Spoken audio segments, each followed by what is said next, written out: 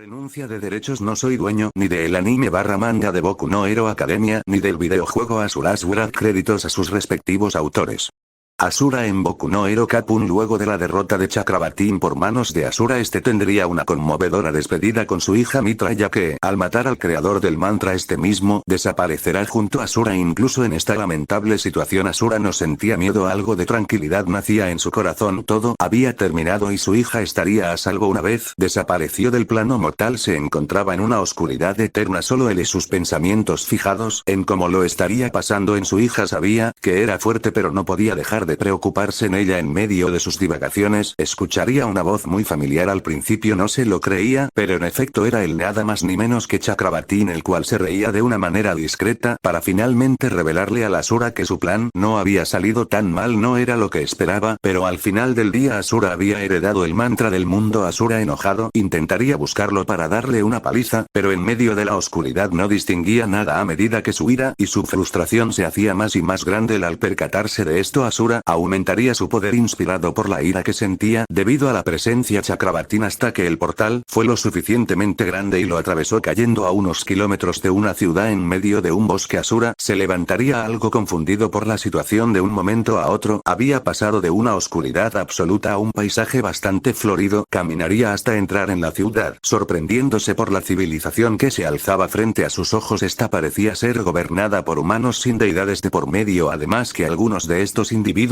poseían características físicas distintas a como normalmente se veían en Gaia, o por lo menos como él los recordaba. A pesar de todo, un sentimiento de tranquilidad fluía por su mente. Un mundo así sería perfecto para que pueda vivir junto a su hija. Ahora que lo pensaba, debería de buscarla. Quería creer que ella estaría por algún lugar de este extraño mundo por el cual por alguna razón aún poseía mantra, lo cual debería ser imposible tomando en cuenta que él había asesinado a el creador del mismo. Y pensándolo mejor, cómo es que él aún y sin ninguna explicación el Asura empezaría a fastidiarse un poco. Justo en estos momentos recordaría lo que había escuchado de la voz antes de caer aquí, lo cual también habría otras interrogantes. ¿Acaso él se había convertido en el nuevo creador, pero aún así sin su presencia en el universo? ¿Cómo es que estas personas poseen mantra? ¿Acaso un nuevo creador se alzó después de su muerte? Dejó de lado sus pensamientos y decidió buscar información acerca de este lugar, aunque sería algo complicado. Aún así se movilizó por las calles, llamando la atención de las personas por su aspecto, que destacaba del resto, en especial sus brazos, los cuales aparentan estar bañados en oro. Escuchaba entre los murmullos diciendo que él era un héroe profesional. El Asura no terminaba de entender a qué se referían. En efecto, sabía lo que era un héroe, pero nunca escuchó una profesión que se denominará así. Perdido en sus pensamientos, no se percataría cuando una niña con orejas y pelaje de mapache se le acercaba. Esta se paró frente a él y le preguntó qué clase de héroe y cuál era su Kirk, ya que le daba una apariencia bastante. Se quedó aún más confundido, pero vio que la niña se refería a sus brazos, por lo que dedujo que con Kirk se referían a su mantra. Pero para no marearla con el asunto de la ira, él decidió seguirle el juego, porque los ojos llenos de ilusión de la niña le recordaron a su hija, así que aún en su ignorancia se limitó a responder con que su Kirk le otorgaba más fuerza. La niña respondió con un guau. A su vez escuchó la voz de una mujer llamando a la niña, la cual se llamaba Nino. La mujer se le acercó, tomó a la niña y le agradeció a la Asura por cuidar a su hija mientras ella compraba, para finalmente alejarse entre la multitud. Por su parte, Asura siguió con su camino un poco más alegre. Sin duda le gustaba este lugar, todo parecía tan pacífico y seguro. Sin embargo, sus pensamientos serían de nuevo interrumpidos cuando un enorme ser, su estatura rondaba los 6 u 8 metros de alto, con un cuerpo humanoide y una cara alargada similar a la de un canino, armaba un alboroto en unas vías de tren. Estaba a punto de, pero sería detenido por un conjunto de gritos femeninos, entonando en coro el nombre de Kamui Wops, para luego aparecer un sujeto con apariencia de estar recubierto por madera de un tronco, el cual con ágiles movimientos atacaría al villano. Asura supondría que eso era un héroe profesional, aunque no tenía muy claro por qué su mantra fluía sin ninguna emoción, era puro, por decirlo de alguna manera. Una vez cayó en cuenta de este suceso, se fijó en el resto de personas alrededor y ocurría lo mismo. Su mantra no poseía emociones. Dejaría por ahora estos pensamientos de lado y vería la batalla entre los dos individuos. Le parecía interesante la habilidad del héroe para manipular la madera en su cuerpo, para atacar, defenderse y movilizarse. Aquí todo pasaría como en la historia original con el debut de MT Lady y su entrevista, por lo que Asura, bastante desinteresado, se alejaría por los comentarios de la gente y lo que había presenciado podía intuir cómo se manejaba la ciudad y probablemente el mundo con personas usando su mantra, o como lo llamaban aquí Kirk. Los que destacaban se volvían héroes o villanos y el resto formaba parte de los héroes. Todo esto le pareció algo infantil, tal vez por el hecho de que había vivido una larga guerra en su tiempo, y capturar al enemigo y no matarlo no era algo tan común. Era tu vida o la de tu oponente. Con el tiempo, te insensibilizabas al asunto y bajo sus manos ya había corrido la sangre de varias víctimas. Aún así preferían no volver a aquellos tiempos, mejor encontrar a su hija y establecer una vida. Aquí no debería haber muchos problemas, pero ¿acaso los humanos de este planeta eran siquiera conscientes de la existencia de dioses o bueno al recuerdo de estos? Porque no lo parecía. Lo pudo suponer por la actitud de las personas al mirarlo con asombro o extrañeza. Mientras seguía tomando en cuenta estos aspectos en su cabeza, la voz de Chakrabartin se volvería a manifestar diciendo: yo podría responder a eso. Exaltado, Asura volvería a intentar detectar de dónde provenía la voz, y como su intento anterior no lo lograría, Chakrabartin le pediría que no arme un berrinche ahora y que lo escuche. Él estaba dentro de su mente y que le explicaría qué estaba sucediendo. Al principio Asura se negaría a escucharlo, desconfiaba de él y con toda razón. Era un dios manipulador y muy maquiavélico. Presentía que Chakrabartin intentaría jugarle sucio, pero este último se limitaría a negarlo sin otra mejor alternativa. Pero bastante enfadado, Asura escucharía la explicación de Chakrabartin.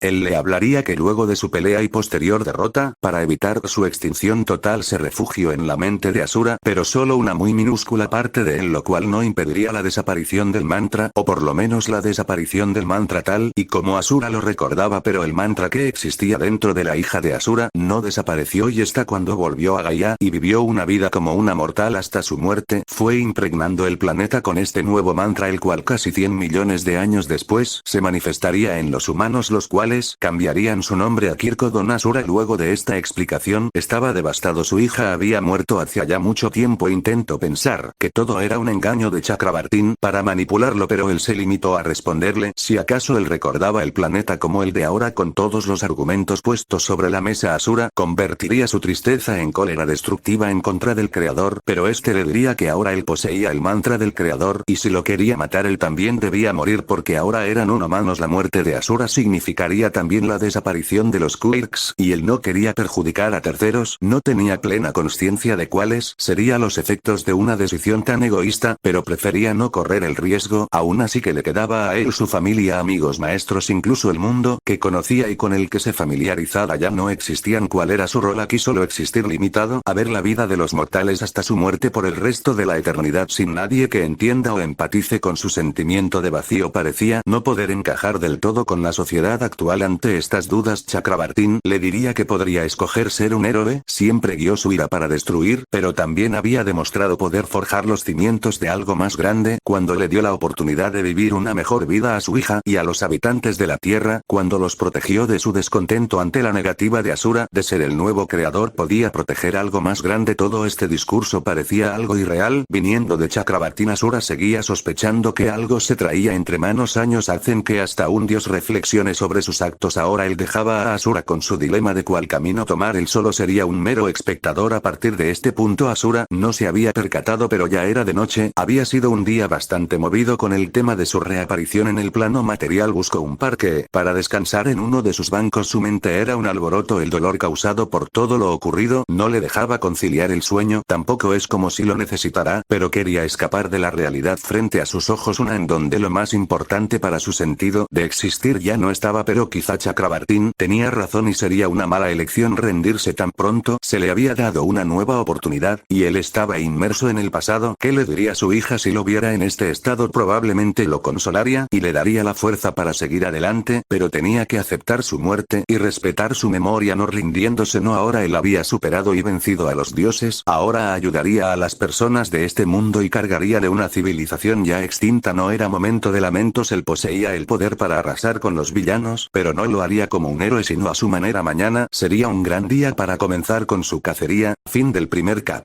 Bueno, muchas gracias gente por ver este fanfic. Recuerden dar like y dejar sus ideas en la caja de comentarios. Los estaré leyendo hasta un próximo episodio. Adiós.